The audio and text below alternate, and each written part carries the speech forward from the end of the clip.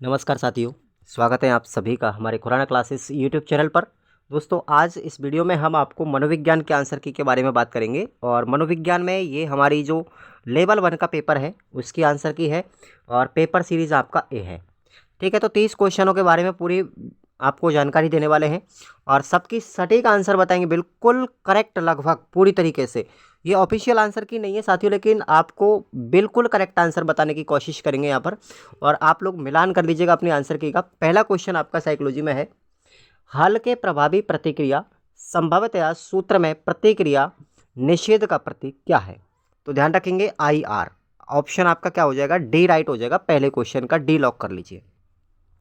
Second question है, Harvard gardener के अनुसार बहुबुद्धि सिद्धांत को विद्यालय में किस प्रकार लागू करना चाहिए? तो इस क्वेश्चन का राइट आंसर होगा बी। ठीक है भाई, बी राइट आंसर है।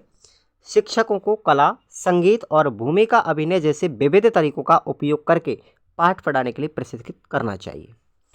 तीसरा क्वेश्चन आप लोगों के लिए है, किसी अन्य के व्यवहार या व्यक्तित्व लक्षणों को स्वयं के द्वारा अपनाने को हम क्या कहते हैं? उनको कहते हैं साथियों पहचान। क्या बोलेंगे? उनको पहचान बोलेंगे। ऑप्शन आपका बी राइट हो जाएगा। तीसरे क्वेश्चन का बी लॉक कर लीजिएगा। अगला क्वेश्चन है नंबर 4, क्रियात्मक अनुसंधान यानी एक्शन रिसर्च की मुख्य विशेषता क्या है? तो एक्शन रिसर्च की मुख्य विशेषता है, यह एक गतिशील प्रक्रिया है। कैसी है? गतिशील प्रक्रिया है। ऑप्शन ए लॉक कर लीजिएगा क्वेश्चन नंबर 4 में। नेक्स्ट है क्वेश्चन 5, दिए गए पाठ को समझने या याद करने में कठिनाई का संकेत क्या है? तो इसका आंसर होगा आपका बी ऑप्शन लॉक कर लीजिएगा, पढ़े हुए पाठ से मूल तथ्यों को याद रखने में असमर्थता। बी आंसर लॉक कर लो क्वेश्चन 5 का। क्वेश्चन नंबर 6 देखेंगे आप लोग, निम्नलिखित में से कौन सा गिलफोर्ड के मानव बुद्धि की संरचना के 3 बुनियादी मापदंडों में शामिल नहीं है?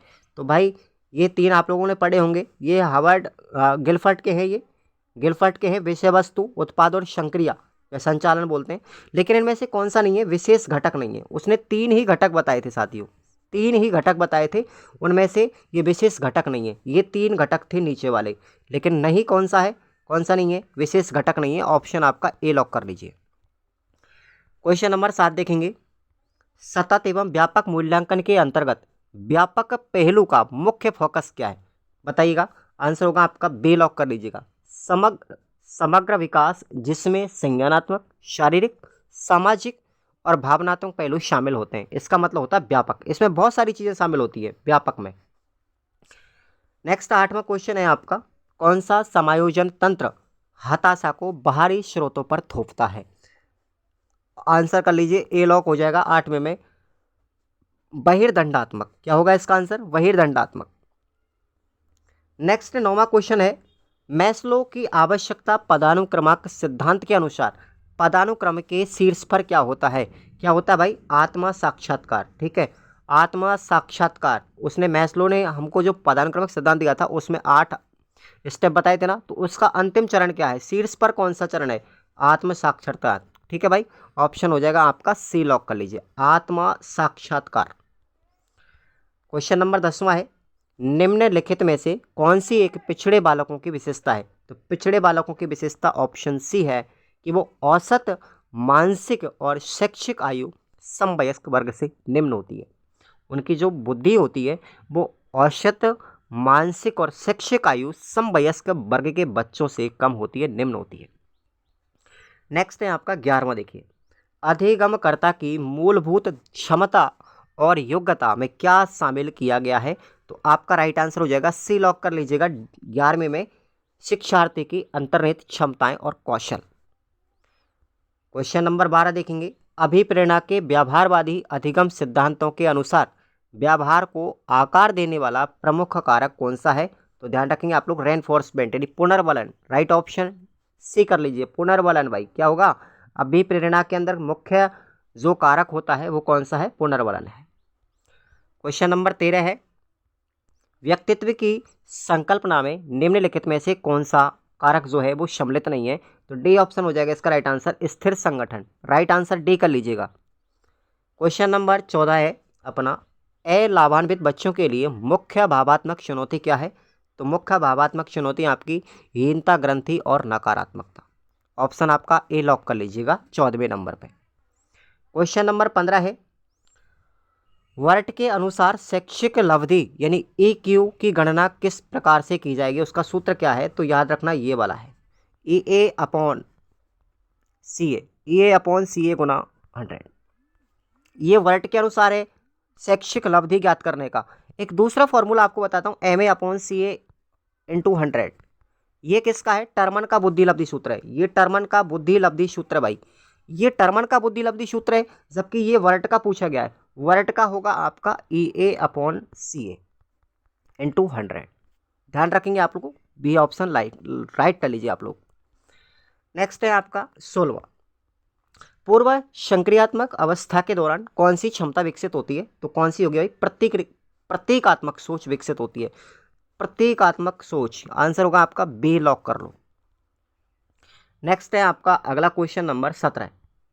RT अधिनियम छात्रों के सीखने के मूल्यांकन के लिए शिक्षकों की जिम्मेदारियों के बारे में क्या कहता है?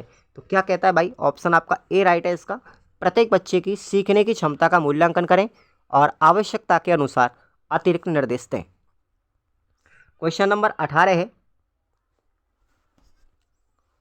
निम्नलिखित में से कौन सी एक व्यक्तित्व मापन के प्रक्षेपण परीक्षण की विधि नहीं है? तो रेटिंग स्केल कौन सी नहीं है? रेटिंग मापनी नहीं है, ध्यान रखना आप लोग, रेटिंग मापनी, रेटिंग स्केल। तो आपका हो जाएगा सी आंसर राइट 18वें क्वेश्चन का। 19वां क्वेश्चन है, विकास के सिद्धांतों के अनुसार मस्तकोन्मुखी विकास यानी सिफेलोकॉर्डल जो डेवलपमेंट है उसका अर्थ क्या है? मस्तकोन्मुखी का मतलब है साथियों मस्तिष्क से लेकर नीचे की ओर, पैरों की तरफ, सिर से पैर की तरफ विकास, है ना, ध्यान रखना, सिफेलोकॉर्डल।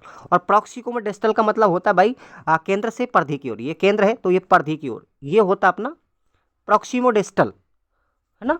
और सिफेलोकॉर्डल का अर्थ है आपका मस्तकोन्मुखी, यानी जो विकास होता है वो हमेशा सिर से शुरू होता है और पैरों की तरफ बढ़ता है। तो आपका बी ऑप्शन लॉक कर लीजिए। नेक्स्ट है हमारा 20वां क्वेश्चन, NCF 2005 के अनुसार बाल केंद्रित शिक्षण का मुख्य फोकस क्या है? बाल केंद्रित शिक्षा क्या कहती है NCF 2005 के अनुसार? कि बच्चों के अनुभवों, आवाज़ों और सक्रिय भागीदारी को महत्व देना चाहिए। तो बी ऑप्शन राइट कर लो।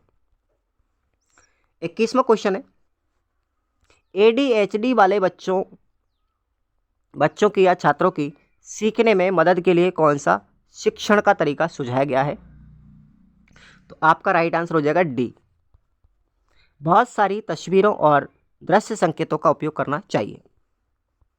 22वां क्वेश्चन है, बांडुरा, ये बंदूरा नहीं है, बाउंडुरा के अनुसार या बांडुरा ने दूसरों के व्यवहार का अवलोकन करके जो सीखने का नाम दिया उसको क्या नाम दिया? स्थानापन्न।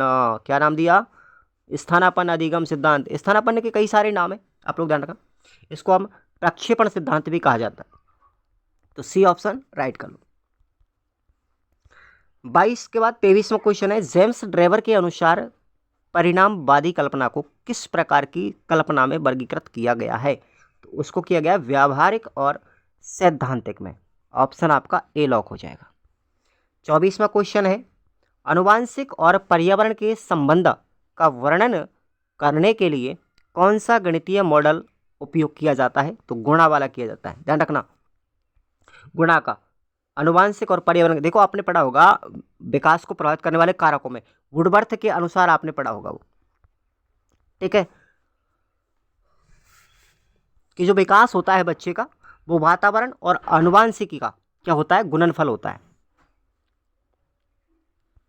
अगला क्वेश्चन है नंबर 25 में, एनसीईआरटी के दस्तावेज प्रारंभिक स्तर पर सीखने के प्रतिफल, तो सीखने के प्रतिफलों के उद्देश्य के बारे में क्या कहता है? ये कहता है कि यह सुनिश्चित करना कि छात्र आयु उपयुक्त दक्षताओं को प्राप्त कर सके। तो आपका सी ऑप्शन राइट हो जाएगा 25 नंबर में। अगला क्वेश्चन है 26वां, वृद्धि और विकास के बीच मुख्य अंतर क्या है?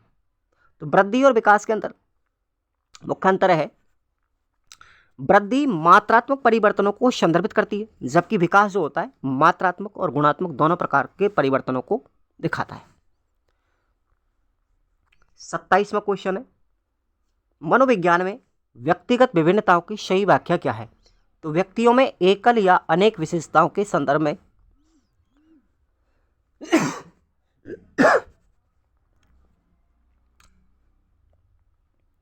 विविधताएं या विचलन। नेक्स्ट हमारा क्वेश्चन है, कौन सा सिद्धांत निजी भाषण पर पर्यावरणीय संदर्भों के प्रभाव को महत्व देता है? तो इसका राइट आंसर होगा वाइगोत्स्की का सिद्धांत। कौन सा देता? वाइगोत्स्की का। वाइगोत्स्की ने सिद्धांत कौन सा दिया था? सामाजिक सांस्कृतिक सिद्धांत, और इन्होंने जेडपीडी पर भी बात की थी साथियों। नेक्स्ट है आप लोगों का 29वां, देखिए लास्ट सेकंड क्वेश्चन है, बीएफ स्किनर के अधिगम की व्याख्या करने के लिए मानवीय व्यवहार तथा उद्दीपकों के बीच क्या बल दिया गया था? तो कार्यात्मक विश्लेषण पर बल दिया गया था। ध्यान रखेंगे आप लोग, बी ऑप्शन लॉक कर लो। और हमारा अंतिम क्वेश्चन है 30वां, अधिसंज्ञानात्मक कौशलों के अंतर्गत निगरानी में क्या शामिल किया गया है? तो निगरानी में शामिल किया गया कि प्रश्न पूछना जैसे क्या यह समझ में आ रहा है या नहीं आ रहा, बच्चे को समझ में आ रहा है या नहीं आ रहा, ये प्रश्न जरूर पूछना चाहिए, तभी वो किसके अंदर आएगा? निगरानी में शामिल किया जाएगा। तो बी ऑप्शन आपका राइट हो जाएगा। तो ये आपकी हुई साइकोलॉजी के आंसर की साथियों, और ये लगभग 99.99% बिल्कुल करेक्ट है। ध्यान रखना, किसी भी प्रश्न में अगर किसी प्रकार का कोई डाउट हो तो आप लोग उस पर बहस नहीं करेंगे, उसकी बात हम ऑफिशियल आंसर की आते ही हम बता देंगे। Thank you so much.